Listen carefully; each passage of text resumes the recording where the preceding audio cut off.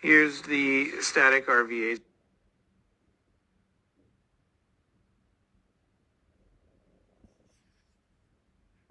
Drill just from the other side, glove side.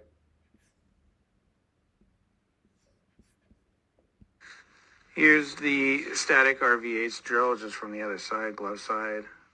Obviously wanted to make sure we took a look at both blocker and glove side. Some different dynamics come into play here. A lot of goalies and goalie coaches struggle with glove placement here.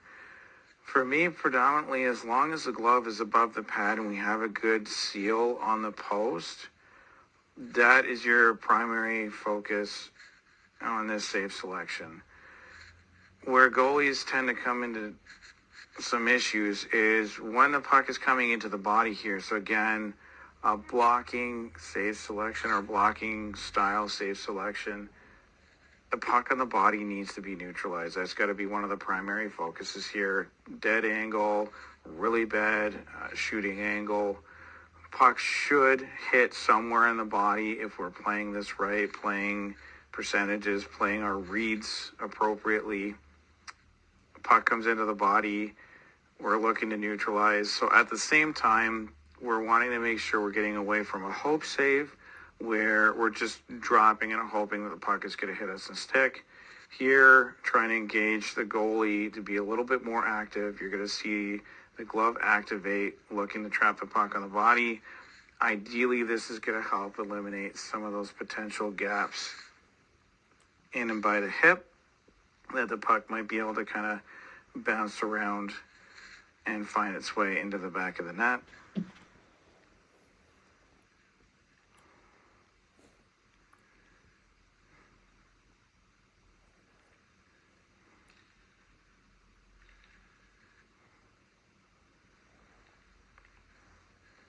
Again, just making sure we reiterate as the goalie's dropping down here, we want to make sure that we see our 3 contact points. Here, I believe Mackenzie is actually electing to use a toe box on post or the toe cap of the skate and blade kind of tucked in on the post. More of an advanced movement, much easier to work with skate on post. That's the easiest place to start at, outside of boot break or shin inside of post for the younger goalies. We want to make sure that we're mindful of hip conservation. At the same time, there cannot be an absolute for any one of these drills with regards to positioning. It has to be based on the goalie, based on the read, and based on their ability. So we're giving some ideas of if you're going to play the RVH in this fashion, this is what it should look like, and here are some of the tips. You still want to make sure you're having your 3 contact points, whether you're going shin, like boot break in, toe box on, or skate on post. We also want to look for the goalie's shoulders are angled towards the shot, therefore eliminating any of the top corner, head tucked in tight by the post.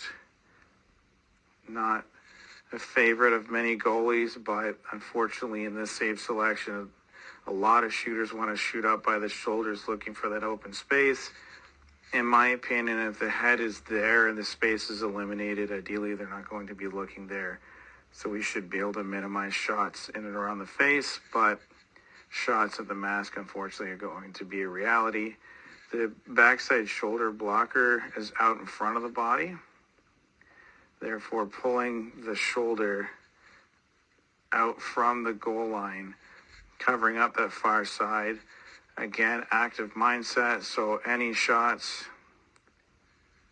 to that far top side, the goalie's going to be able to shrug or get something on that, possibly activate the blocker, activate the elbow. Again, we want to make sure that we're having neutral elbows, Ian Clark term. Elbow in behind the blocker. We don't want it out in the chicken wing, as if we do, the blocker elbow starts to drift out towards the middle of the ice, you're going to start seeing openings here in the body. Right now, Mackenzie's stick is flush against his pads. That's absolutely fine, but what we have to be mindful of, though, is any shot in low here could end up ricocheting back out in front.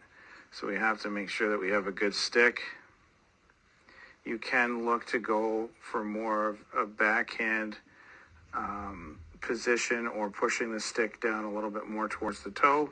But in this particular situation here, we have a stick in a really solid position, more focused on the upper body, taking away the short side of the net, and excellent anchor foot in that kind of zone 1 positioning or heel just slightly above the goal line. Again, allowing the goalie to anchor themselves on the post, but also then to be able to articulate based on the shot, puck movement, and just the fluidity of the game.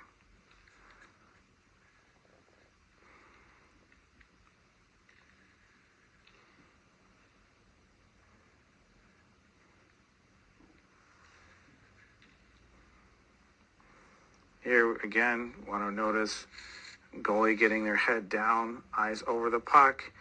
We're reacting with the shot. Again, blocking safe, but ensuring the puck is sticking on the body, non-negotiable. Any puck on the body must stay on the body. We want to look to neutralize and get a whistle.